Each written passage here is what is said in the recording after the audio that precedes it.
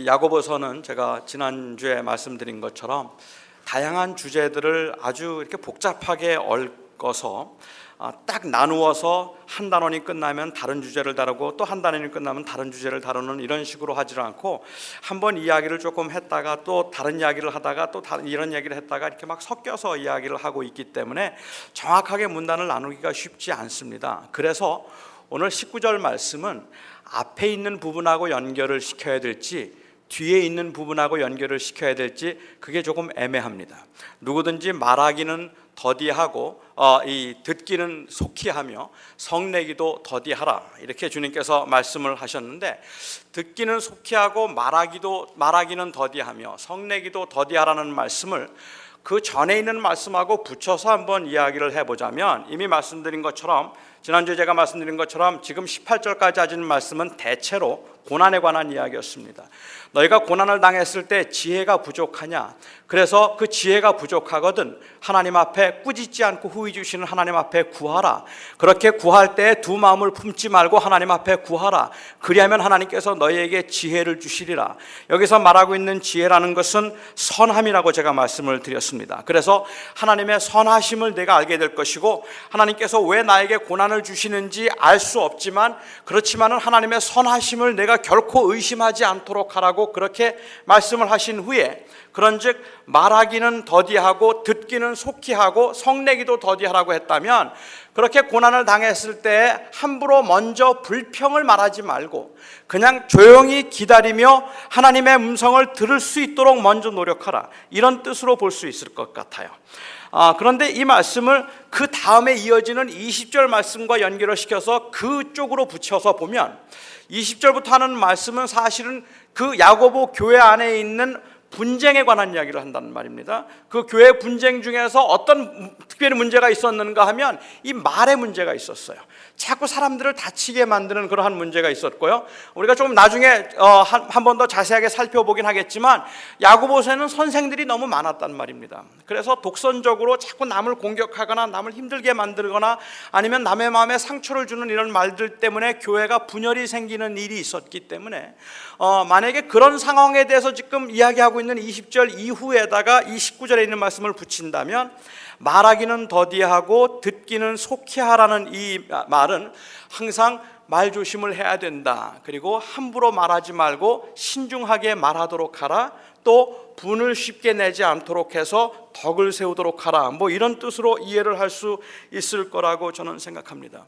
그러면서 이 말씀은, 저는 이제 개인적으로는 이 말씀이 이 20절부터 이어하고 연결시켜서 20절과 함께 보는 것이 더 문맥상 맞다고 저는 생각을 하는데, 그렇다면 여기서 지금 말씀하고 계시는 우리가 신앙생활을 하면서 듣기는 속히 하고 말하기는 더디하라고 하는 이 말의 의미는, 하나님의 말씀을 우리가 들을 때에도 정말로 하나님의 말씀이 그러한가 하여서 그 하나님의 말씀을 경청할 수 있도록 하고, 말하기는 더디하라, 이것에 대해서 자꾸만 먼저 언급하려고 하지 말라 하는 뜻으로 우리가 볼 수도 있을 것 같아요. 노하는 것, 불평하는 것, 우리 생각을 먼저 말하기 이전에 하나님께서 우리에게 무엇을 말씀하시는가 하는 것에 관해서 먼저 생각해 보라 하는 그러한 뜻으로 볼 수 있다는 말입니다. 근데 저는 여기에 조금 문제가 좀 있다고 저는 생각했어요. 우리 한국 교회의 경우에 있어서 저는 이제 한국 교회가 잘못됐다고 이 말씀을 드리는 것이 아니라, 제가 다녔던 교회가 한국 교회밖에 없어서 그래요. 그러니까 한국 교회는 하고 이렇게 얘기를 하면 미국 교회는 괜찮은데 한국 교회가 문제가 있다는 뜻이 아니고요, 제가 아는 교회는 이 교회밖에 없습니다 하는 그런 뜻에서 제가 드리는 말씀입니다. 제가 교회에서 보면 우리 특히 한국 교회에서 이 말씀 중심이라는 말을 참 많이 합니다. 우리가 하나님의 말씀대로 해야 되지 않겠습니까? 말씀 중심이어야 된다고 이야기를 하고 있는데, 그 비블리컬하다, 말씀 중심이라고 이야기를 하는 경우에 도대체 뭐가 말씀 중심인가, 어떻게 하는 게 말씀 중심인가 하는 것에 대해서 가끔 의문을 가질 때가 있어요. 말씀대로 합시다, 그래요. 근데 그 말이 가장 교회에서는 파워풀한 말입니다. 문제는 뭐냐면 뭐가 말씀인지 모른다는 거예요. 그러니까 말씀대로 하자 그러면 다 고개를 끄덕이는데, 그런데 그 말씀대로가 성경 말씀대로가 아니라 목사 말씀대로 돌아가는 말입니다. 목사가 시키는 대로 하라는 거예요. 그러면 그게 말씀대로 하는 거라고 생각을 하죠. 그러니까 우리는 정말로 하나님께서 무엇을 말씀하셨는가 하는 것에 관해서 주의 깊게 관심을 가지고 그 하나님의 말씀을 경청해서 그 말씀을 따라가려고 하고 있는 것이 아니라 너무 그냥 그야말로 뜬구름 잡는 것처럼 말씀 중심인 생활을 하고 있고 말씀을 따라 산다고 이야기를 하고 있다는 겁니다. 말씀을 따라 산다는 게 어떻게 사는가 하는 것을 알기 위해서는 우선은 말씀을 들어야 되겠죠. 말씀을 우선은 알아야 되겠죠. 그래야 우리가 그 말씀을 따라가는 거라고 우리가 볼 수 있겠는데, 일반적으로 사람들이 내가 말씀으로 돌아간다, 말씀 중심이 되겠다고 이야기를 하면 그 말의 의미는 마치 교회 중심이라는 말이거나 아니면 목사 중심이라는 말처럼 그렇게 오해하는 경우들이 종종 있는 것 같아요. 그거는 맞지 않다고 생각합니다. 우리가 정말로 말씀 중심이라고 한다면 하나님의 말씀이 무엇을 말씀하고 계시는가에 정말로 관심을 가져야 되는데, 우리가 말씀 중심의 삶을 산다고 이야기를 할 때 또 하나 오해를 제가 하나 말씀드리죠. 말씀 중심을 산다는 이야기를 우리는 너무 많은 경우에 말씀을 읽는 것, 그것으로 말씀 중심이라고 생각한다는 겁니다. 오늘 야고보서는 그걸 경계하고 있어요. 말씀을 읽어야 합니다. 말씀을 알아야 합니다. 하지만 알고 읽는 것 가지고 내가 경건하다고 생각한다면 스스로를 속이는 거라는 거예요. 그 말씀을 실천할 수 있을 때, 그 말씀이 살아서 내 삶에서 움직이고 있을 때, 그때 그 말씀이 정말로 내가 말씀대로 살고 있다고 말하고 말씀 중심의 삶을 살고 있다는 거라는 겁니다. 여러분들이 내가 이제는 말씀 중심의 삶을 금년부터 살겠습니다, 그렇게 고백하고 난 다음에 오늘 예배 마치고 난 다음부터 이제는 말씀 중심으로 살겠습니다 하고 아마 제일 먼저 여러분들에게 떠오르는 것은 큐티일 겁니다. 이제는 말씀을 읽고 살아야 되겠다. 근데 말씀을 읽으면 그 말씀이 그렇게 우리 안에 감동을 주거나 우리에게 그렇게 즐거움을 주는 것만은 아닌 것 같아요. 제가 여러분들에게 하나님의 말씀이 송이꿀보다 달다 이렇게 이야기를 하면 여러분들이 얼마나 많은 분들이 동의하실 수 있나요? 정말로 하나님의 말씀이 송이꿀보다 답니까? 글쎄요, 제 경우는 하나님의 말씀이 송이꿀보다 달다는 것은 별로 경험을 못하는데 하나님의 말씀을 읽을 때 오는 잠은 참 달아요. 그렇죠? 참 송이꿀보다 달다는 생각을 하게 됩니다. 제가 어릴 학생 때 이 한국에서 이제 부흥사 목사님들이 오시면 그 부흥회를 인도하면서 목사님들이 저희들 이제 꾸짖으면서 하셨던 말씀 가운데, 도대체가 얼마나 믿음이 없으면 이 TV는 2시간씩 보면서 성경은 30분도 못 보느냐, 성경은 30분만 봐도 졸면서 어떻게 텔레비전은 2시간씩 보아도 그렇게 지루한 줄 모르고 보느냐고, 믿음이 없어서 그렇다고 하는 그러한 책망을 제가 많이 들었고, 저는 그래서 회개한 적도 많습니다. 하나님, 제가 정말 하나님의 말씀을 송이꿀보다 단 하나님의 말씀을 그렇게 읽지 못하고 TV를 더 많이 보는 것을 참 잘못했습니다. 용서해 주십시오 하는 그러한 회개를 한 적이 참 많았는데, 아무리 회개해도 TV가 더 재밌어요. 저는 지금도, 저는 목사지만요, 성경을 읽는 것보다는 선덕여왕이 재밌습니다. 선덕여왕을 보면 2시간이, 1시간이 어떻게 갔는지 몰라요. 비디오 빌려다 보시면 2시간 금방 가잖아요. 그렇죠? 근데 성경책 2시간 보라 그러면 정말로 지루해요. 아마 처음 볼 때 생각나고, 그 다음에 1시간 50분은 잤고, 그다음 나머지만 잠깐 생각났을지도 모르겠습니다. 근데 여러분, 저는 그게 정상이라고 생각합니다. 왜냐하면 성경은 재미있는 책이 아니에요. 성경은 재미를 위해서 쓰여진 책이 아닙니다. 선덕여왕은 재밌으라고 만든 거예요. 그러니까 그게 재미없으면 실패해요. 성경은 재미있는 책이 아닙니다. 성경은 만화책이 아닙니다, 여러분. 은혜를 받고 어느 때는 그 말씀을 읽으면서 정말로 달다는 생각을 하고 감동의 눈물을 흘리는 날이 있어요. 저는 그거 부인하지 않습니다. 그런데 만일 우리가 하나님 말씀으로 산다고 얘기할 때 정말 언제나 그런 경험을 기대하거나 언제나 내가 그럴 수 있어야 그게 진정한 신앙이라고 생각한다면 틀림없이 낙심할 겁니다. 한때는 그 말씀이 그렇게 좋았었는데 어느 때는 또 굉장히 피곤하고 읽혀지지도 않아요. 그렇지 않습니까? 다윗이 시편에서 여호와의 말씀은 송이꿀보다 달다고 했던 그 고백은 여호와의 말씀을 읽으니까 너무 재밌더라는 이야기를 하고 있는 것이 아니라 그 말씀을 품고 사는데 그 말씀이 진실이라 참이라 달았다고 고백하고 있는 겁니다. 읽는 게 재밌다는 이야기가 아니라 그 말씀이 틀림없이 맞았다는 이야기를 하고 있는 겁니다. 그때 우리는 그 말씀이 송일구보다 달다고 얘기하죠. 읽어서가 아니라 여호와께서 나를 사랑하신다, 여호와 하나님께서 나를 사랑하셔서 그 아들을 주셨다 하고 말씀하셨다면, 우리가 그냥 살아가면서 너무 지치고 피곤하고 힘들었다가 주님의 약속의 말씀을 붙들고 주님을 부르짖었고 주님을 향했더니 하나님께서 나에게 주신 그 마음의 평안을 느낄 때 과연 주님의 말씀은 송이꿀보다 답니다. 내가 그것을 경험했을 때, 그 말씀이 내 삶 속에서 살아있을 때 그게 달다는 말입니다. 그러니까 혹시 여러분들이 큐티를 하시는데 어느 날은 너무 읽기 싫거나 아니면 선덕 여왕이 자꾸 보고 싶어도 그거는 그냥 우리가 그렇게 생겼어요. 그거는 재미를 위해서 하는 것이기 때문에 그렇습니다. 우리는 성경을 재미로 읽지는 않습니다. 그 말씀이 진리의 말씀이기 때문에 그 말씀을 통해서 우리는 교훈을 받고 그 말씀을 지키기 위해서 읽는 겁니다. 그러니까 여호와의 말씀 중심이라고 이야기를 한다면, 말씀 중심이라는 것은 읽기 중심이라는 말이 아니라 사실은 실천 중심이라는 말입니다. 내가 그 말씀을 따라서 붙들고 살아가겠다는 고백이어야만 한다고 저는 생각합니다. 오늘날 우리의 문제는 너무 많은 것을 배우고 읽고 공부하기는 하는데 그것을 실천하는 데 있어서는 조금 자신이 없거나 아니면 잘하지 않으려고 하는 것 같다는 생각을 해요. 저는 이런 우리의 상태를 아마도 이 마태복음 6장에서 있는 말씀을 통해서 제일 잘 볼 수 있지 않을까 하는 생각이 드는데요. 마태복음 7장이요. 죄송합니다. 마태복음 7장에 있는 말씀을 보면 거기에 이런 말씀이 있습니다. 돼지에게 이 진주를 던지지 말고 개에게 거룩한 것을 주지 말라 하는 말씀이 있습니다. 근데 저는 이 말씀을 대하면서 좀 의문이 생겼어요.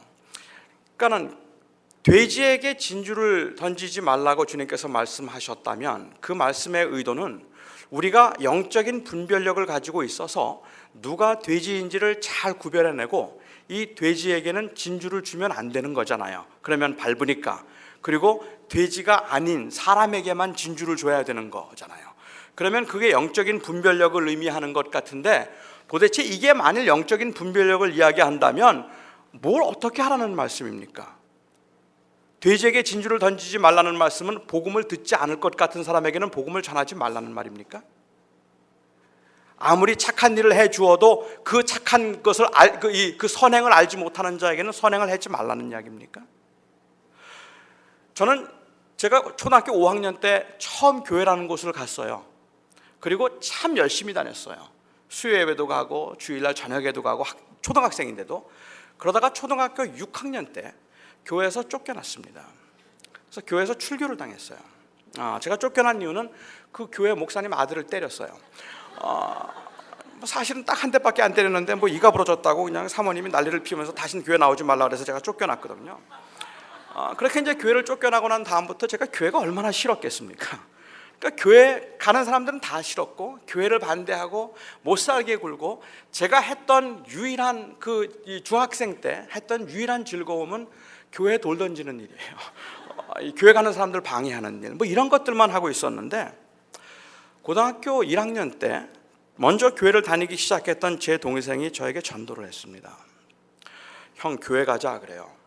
그러면 교회 가자는 말을 들으면 제 동생이 그 예수님 사진 성화 하나를 거기다 자기 방에다 걸어놓고 그걸 그렇게 아끼고 좋아해요.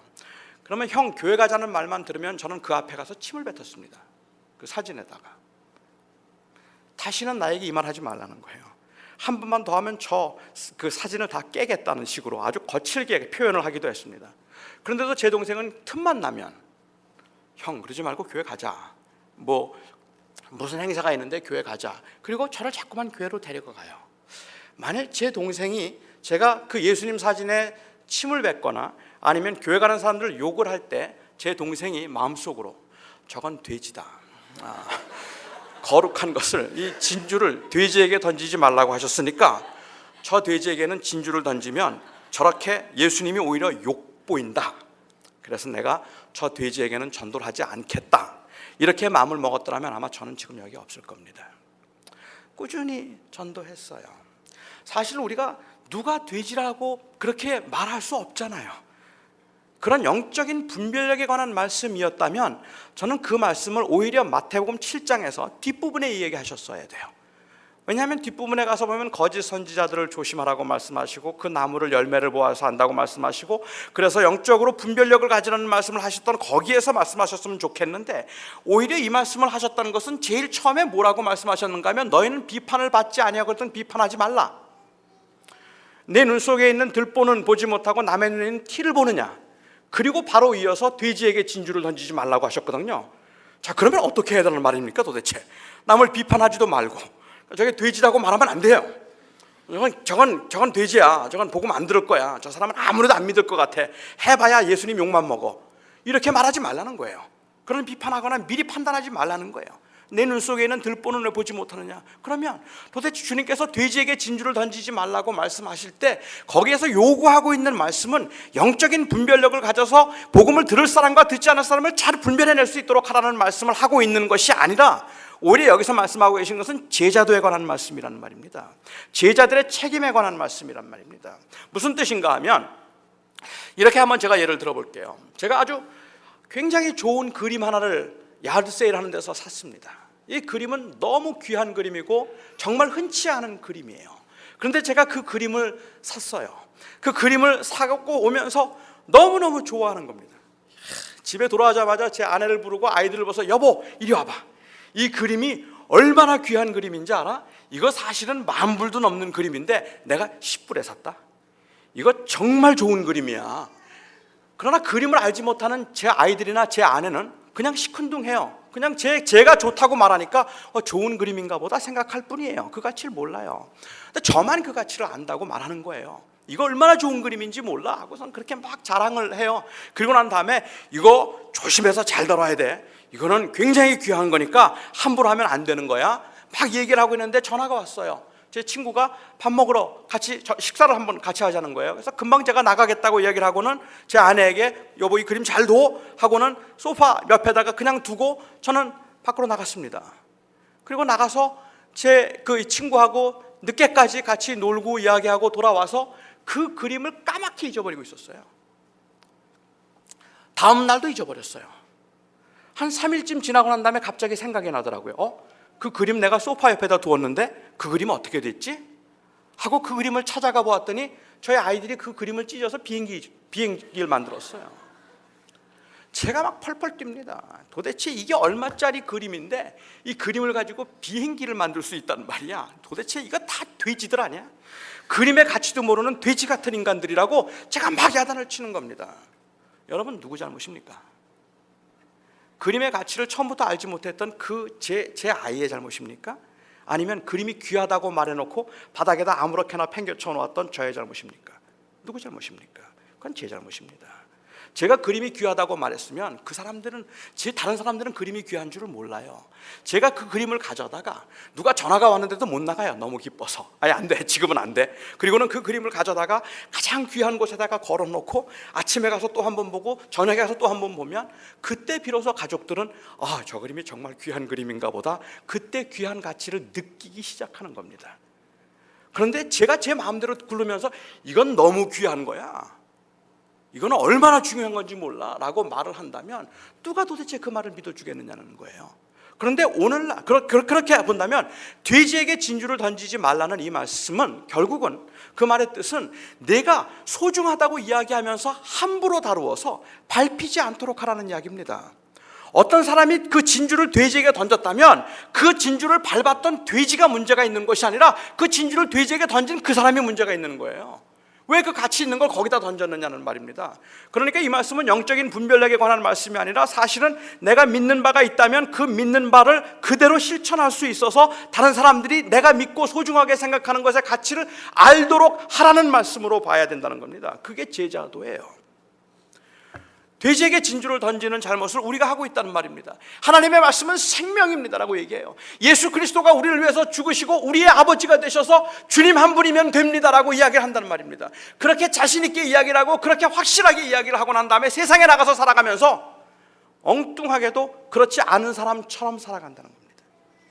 이 세상에 살면서 나는 예수님 한 분밖에 없어요, 나는 주님만이면 되는 겁니다 라고 그렇게 고백했던 하나님의 사람들이, 그렇게 고백하고 주님만 사랑한다고 해서 옆에 있던 사람들이 주님이 정말 계실까? 하나님이 정말, 천국이라는 게 정말 있어? 영생이라는 게 있는 거야? 다 의심해요. 그 사람들은 그 가치를 모르고 있어요. 그런데 나는 그렇게 말을 해놓고 난 다음에 그 다음에 명품 가방을 놓고 대판 싸움을 하는 겁니다. 그거 뺏으려고. 그러면 세상 사람들이 뭐라 그러겠어요? 야, 너 그거 별거 아니라 그러더니 엄청난 가치가 있는 거라고 생각하지 않겠습니까? 이런 모습들이 우리가 볼 수 있는 잘못된 모습인데, 내가 믿는다고 말하고 행치 않는 자가 되면 그러면 이렇게 된다고 얘기를 하고 계시는 겁니다. 여기 지금 오늘 그 말씀에 나오고 있는 야고보 교회의 경우에서 본다면, 내가 항상 말씀을 듣고 행하는 자가 되지 않아서 거울을 보고 자기 모습을 잊어버리는 자와 같다고 그렇게 말씀을 하셨습니다. 오늘날 현대 교회가 가지고 있는 심각한 문제가 저는 여기에 있다고 생각합니다. 현대인들은 우리가 예수 그리스도가 생명이라고 고백을 하고 있음에도 불구하고 교회가 그렇게 고백을 하면, 현대인들은요 그런 말을 들으면서 그런 고백이 틀렸다고 말하지 않습니다. 포스트 마른 시대의 현대인들은 특히 그거 가지고 틀렸다고 말하지 않을 겁니다. 그런데 현대인들은 뭐라고 말을 하냐면요, 예수가 생명이다 그렇게 말을 하면 그 예수가 생명이라는 그 말이 참인가를 보고 싶어 하는 겁니다. 이 세상에 있는 사람들이 우리 교인들에게, 특별히 현대 한국 기독교인들에게 하나님을 보여달라고 이야기했습니다. 하나님을 보여달라 이야기를 해요. 하나님을 보여달라고 말을 하면 그 말의 의미는 하나님이 계신지 안 계신지 논리적으로, 신학적으로, 철학적으로 증명해보라는 이야기를 하고 있는 게 아닙니다. 하나님의 존재를 증명해보라는 이야기를 현대인들이 하고 있는 게 아니란 말입니다. 현대인들은 하나님의 존재를 증명할 수 없다는 것 정도는 이미 벌써 충분히 알고 있을 뿐만 아니라 그 존재에 대한 증명 과정 자체를 벌써 부인하고 있는 시대예요. 그건 의미가 없어요. 근데 재밌어요. 현대인들이 하나님을 보여봐 라고 말을 하면 존재를 증명하라는 이야기를 하고 있는 것이 아니라 하나님의 임재를 드러내 보이라는 이야기입니다.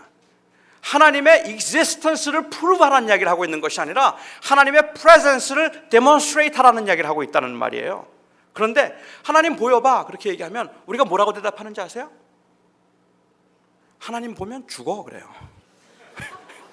그래서 하나님 보여줄 수 없지, 하나님 보면 다 죽어. 세상 사람들이 말합니다. 아니 그런 거 말고 또 정말 하나님 믿는다면서 그럼 그 하나님 믿는 모습을 한번 보여보라는 거예요. 내가 말하고 있는 것이 사실인지 아니면 내가 믿는 것이 정말인지 한번 그것을 삶에서 드러내보라는 거예요. 그렇게 드러내보라고 얘기하면 우리는 자꾸만 딴소리를 한다는 말입니다. 죽는다니까? 죽어.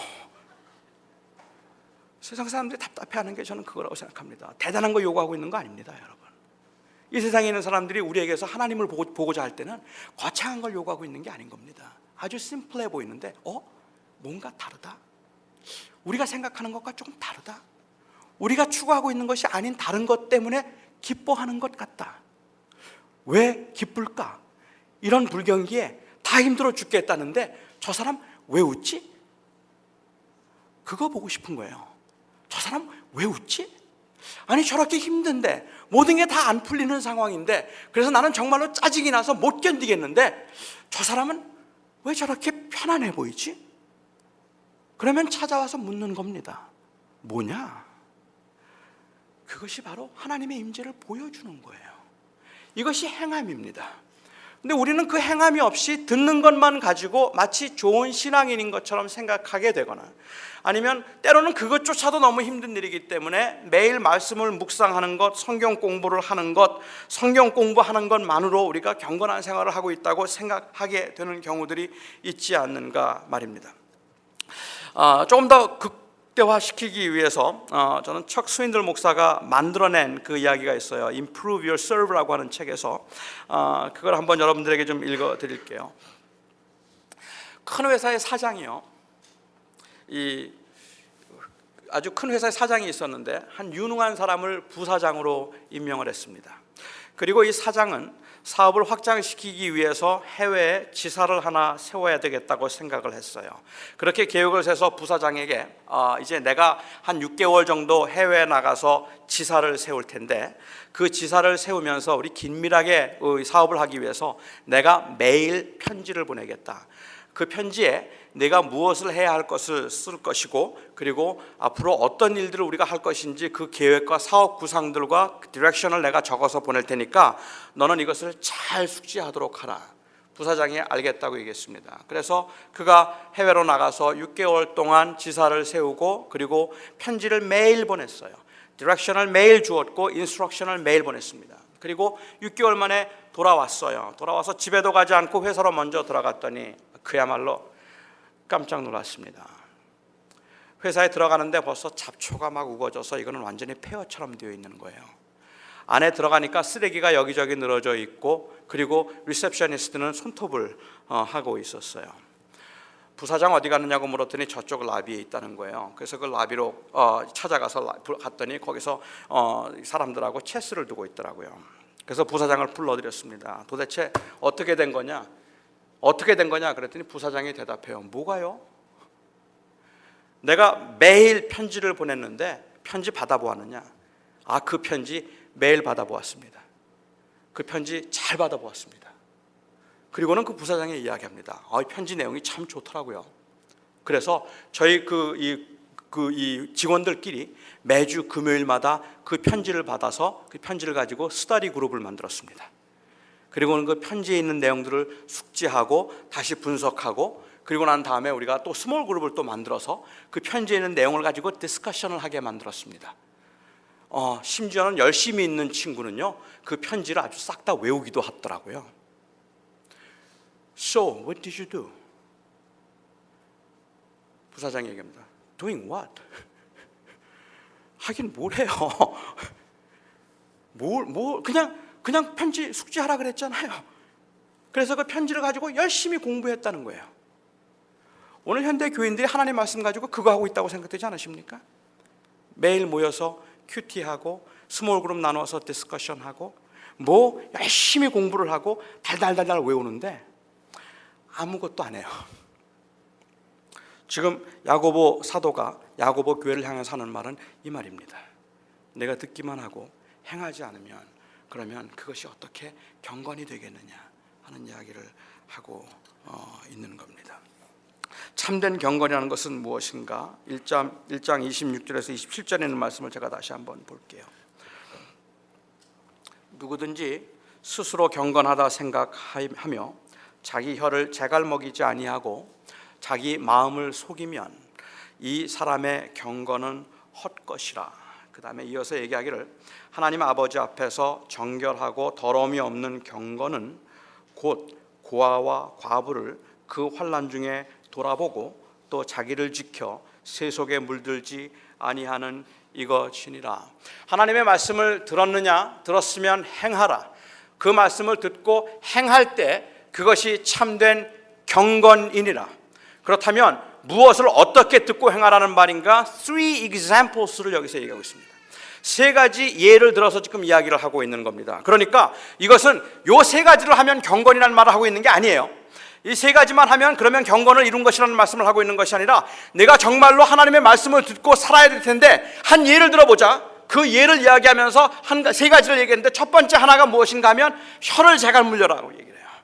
내 혀를 잘 사용해라. 그것이 바로 하나님의 말씀을 듣기만 하지 않고 행하는 자가 되는 것이라고 얘기를 하고 있다는 말입니다. 그 혀를 가지고 만일 그 다른 사람들을 해롭게 하거나 아니면 다른 사람들을 중상하거나 혹은 한 입에서 찬송이 나오고 저주가 나오는 그러한 모순된 일을 하게 된다면 그렇다면 그것은 경건한 모습이 아니라는 이야기를 하고 있는 거예요. 어떻게 하면 하나님의 말씀을 듣기만 하지 않고 지키는 자가 될까요? 첫 번째 얘기하기를 말을 조심하라 이야기합니다. 말을 조심하지 않으면 한 사람의 경건은 헛것이라고 이야기했습니다. 아무리 뛰어난 목회자라 할지라도 아무리 말을 잘한다고 해도 혀를 길들이지 못하면 그의 모든 수고가 다 헛되다는 말입니다. 그러니까 행하지 않고 말만 하는 것도 문제이겠지만 말을 못하는 것도 사실은 문제인 겁니다. 말을 하지 않는 것이 경건이라는 의미가 아닙니다. 가능하면 입은 열었다 하면 실수니까 가능하면 말을 하지 말자, 그런 것도 좀 있는 것 같아요. 그래서 사도 바울이 많이 선생이 되지 말라고 말씀하셨잖아요. 그러니까 웬만하면 말을 하지 않는 것이 최선이라고 생각할 수 있을지 모르겠습니다만, 제가 이해하는 바 여기서 지금 강조하고 있는 것은 혀를 길들이는 겁니다. 근데 혀를 어떻게 하면 길들일 수 있습니까? 혀를 길들인다는 말은, 저희가 오해하기 쉬운 건요, 혀를 길들이라고 했으니까 이 혀가 할 말과 하지 못할 말을 딱 정해서 내가 이런 말들은 하지 않아야지, 욕은 하지 말아야지, 그건 딱 맞아요. 그건 할 수 있겠죠. 그런데 어떤 말을 하고 어떤 말을 하지 않도록 그 혀가 딱 조정이 되어서 그 말만 나오면 딱 멈추어지고 그 말만 나오면 저절로 말이 나오는 이렇게 트레인 시킨 혀를 말하고 있는 것은 아닌 것 같다고 저는 생각합니다. 말하는 게 그렇게 심플하지가 않아요, 여러분. 말을 잘한다는 것, 아니면 말을 경우에 합당하게 한다는 건 우리가 생각하는 것처럼 그렇게 심플한 게 아닙니다. 말은 해야 합니다. 격려도 해야 되고 위로도 해야 되잖아요. 그런데 말이 왜 힘든지 아세요? 이 말은 좋은 말이야, 이 말은 나쁜 말이야, 이렇게 구분이 되어서 난 좋은 말만 할 거야, 이렇게 훈련이 된다면 혀를 제갈 먹이고 그 말을 훈련하는 건 그렇게 어렵지 않을 수도 있습니다. 그런데 똑같은 말인데 어제는 좋다 그래놓고 오늘은 짜증을 내요. 제 아내가 그래요. 당신 참 예쁘다, 가령 그렇게 얘기를 했다면 그 말은 매일 좋아하겠죠. 근데 그 말 말고 다른 거, 당신은 이걸 참 잘하는 것 같아 라고 이야기를 하면 듣는 사람의 기분에 따라서, 무드에 따라서, 그때 그 컨텍스트에 따라서 똑같은 말을 가지고 어제는 칭찬으로 들었는데 오늘은 욕으로 듣는다는 말입니다. 그렇지 않은가요? 그렇기 때문에 혀를 제갈 먹인다, 말을 잘한다는 건 어떤 특정한 말을 이렇게 정해서 하는 것을 얘기하는 것이 아니라 사람의 마음을 굉장히 잘 살펴야만 돼요. 경우에 합당한 말을 해야만 되는 겁니다. 저는 그래서 그 말이 힘든 거라고 생각합니다. 야고보 사도는 그렇기 때문에 혀를 제갈 먹이라고 하면서 이렇게 이야기를 하잖아요. 26절에 보면 스스로 경건하다 생각하여 자기 혀를 제갈 먹이지 아니하고 자기 마음을 속이면 이 사람의 경건은 헛것이라. 혀를 제갈 먹이지 않는 것과 자기의 마음을 속이는 것, 그것을 같은 걸로 보고 있다는 겁니다. 그러니까 무슨 말을 했는가 하는 것이 중요한 것이 아니라 우리 마음이 중요하다는 얘기죠. 어떤 마음에서 어떤 말을 했는가가 중요하다. 이것은 바꿔서 얘기하면 우리가 정말로 교회 안에서 덕을 세우기 위해서 다른 사람들의 심정과 마음을 헤아릴 수 있는 것이 말씀대로 살아가는 사람들의 모습이어야 한다는 겁니다. 내가 하고 싶은 말을 하는 것이 아니라 남에게 유익이 되고 덕이 되는 말을 하려고 애를 쓰는 거잖아요. 그렇게 한다면 그 사람의, 상대방의 마음을 헤아려야 되는데 이 일은 쉽지 않습니다. 그런데 자칫 우리 스스로를 속일 수가 있어요. 그리고는 우리가 너무 자주 쓰는 말 있죠. 제 아내에게 제가 자주 하는 말, 아니 내가 틀린 말 했어? 한번 말해봐, 내가 틀린 말 한 게 있어? 그러면 제 아내는 반박을 못해요. 저는 틀린 말을 한 적이 없어요. 그런데 그렇게 기분이 나빠요. 분명히 나를 무시했는데 틀리게 말한 게 아니거든요. 이건 자기를 속이는 거 아닙니까? 그렇지 않은가요? 그러니까 그건 자기를 속인 거라는 겁니다. 스스로를 속였다. 우리가 무슨 말을 했는가 하는 게 중요한 게 아니라는 겁니다. 혀를 제갈 먹이기 위해서는 마음을 다스려야 합니다. 제가 그 부분에 대해서는 이 3주쯤 후에 조금 더 말씀을 드리도록 그렇게 할게요. 두 번째로 이야기하기를 고아와 과부를 돌아보라 라고 그렇게 이야기를 했습니다. 당시에 고아와 과부는 가장 불쌍하고 가장 어려운 사람들이었고 교회의 가장 큰 사명 중에 하나는 그들을 돌보아 주는 것이었습니다. 사실 그 당시에 교회도 굉장히 가난했기 때문에 누구를 도울 수 있는 처지가 아니라고 말할 수도 있었겠지만, 그리스도인들이 이 땅에서 빛으로 살아가는 데 있어서 가장 그 당시에 가장 크게 공헌한 일이 있다면 그것은 바로 어려운 사람들, 고아와 과부를 돌보았던 일이라고 저는 생각합니다. 근데 야고보 사도가 이야기하고 있는 것은 그냥 이 교회가 세상에 있으면서 어떤 일을 해야 되는가 하는 것을 이야기하고 있다면, 제가 좀 재미있는 컨트라스트를 좀 한번 보고 싶은 건요, 야고보 사도가 말씀하시면서 너희는 참된 경건은 고아와 과부를 돌보는 것이다. 즉 이 세상에 있으면서 세상에 있는 사람들 속에 살아가는 것이다. 그리고는 그 다음에 바로 이야기하기를 또한 그뿐만 아니라 진정한 경건은 세속에 물들지 않는 것이다 라고 얘기했습니다.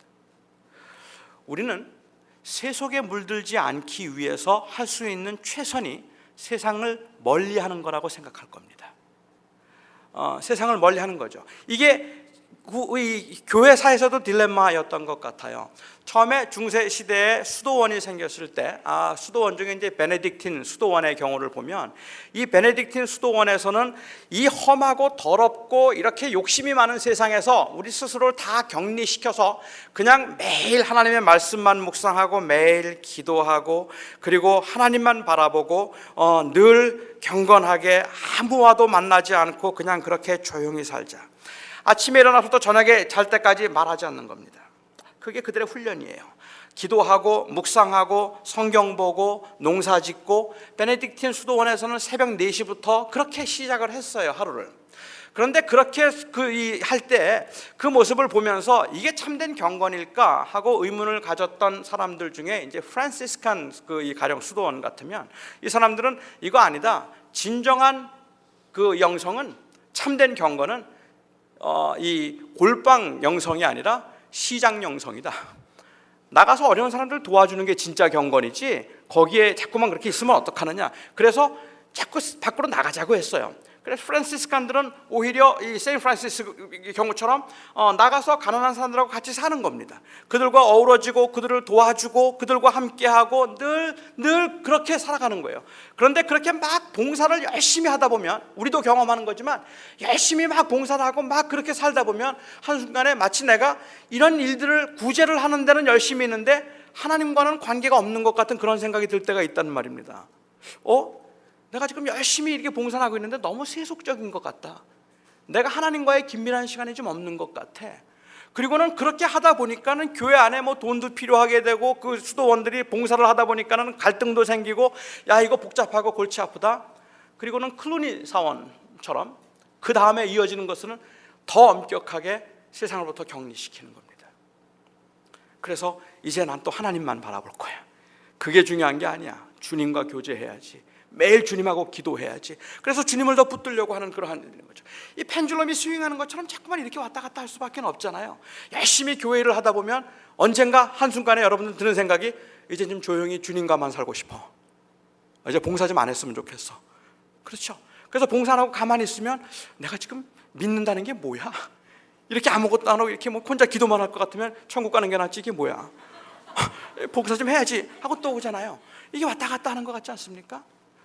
저는 바로 신앙생활이라는 것이, 진정한 경건이 바로 이렇게 세상에 있으면서도 세상에 속하지 않으려고 하는 그 긴장을 유지하는 상태, 어려운 사람들과 함께 어우러지면서도 또한 동시에 세속에 물들지 않으려고 하는 그러한 상태, 그 텐션이 우리에게 필요한 거라고 생각합니다. 이게 딱 맞다고 얘기하는 것도 아니고 저게 딱 맞다고 얘기하는 것도 아니지만, 우리가 적어도 살아가면서 우리가 가져야 되는 의식이 있다면, 나는 하나님께서 사명을 가지고 이 땅에 살아가는 하나님의 사람들인데, 사명을 가지고 하나님 앞에 살아가는 사람들이지만 이 땅에서 내가 무슨 유토피아를 만들겠다고 하는, 내 왕국을 만들겠다고 하는 것도 또한 아니라는 말이에요. 이 세상에서 세속에 물들지 않으면서도 세상에 있어야 하는 그 긴장, 이것은 절대로 정체되는 것이 아닙니다. 펜줄럼이에요. 이 펜듈럼을 이렇게 놓으면 그 펜듈럼이 팽팽하게 줄이 이렇게 당겨져 있잖아요. 그러니까 어디로 탁 치면은 이렇게 한쪽으로 갔다 이렇게 팽팽하게 줄이 그 텐션을 갖고 있지 않습니까? 저는 신앙인의 모습이 바로 이런 텐션을 좀 유지하고 있는 것이라고 저는 생각합니다. 그 사이에서 세상에 있으면서 세상에 속하지 않는 그 텐션을 유지하려고 하는 것, 저는 이것을 참된 경건이라고 얘기하고 있는 것 같아요. 진정한 경건은 한쪽으로 확 몰아쳐서 산속으로 들어가는 거 아닙니다. 그렇다고 진정한 경건은 그걸 다 포기한 채 그냥 세상에서 있는 것만도 아닙니다. 세상에 있으나 세상에 속하지 않는 그런 모습, 그것이 바로 진정한 경건일 거라고 저는 생각합니다. 기도하죠.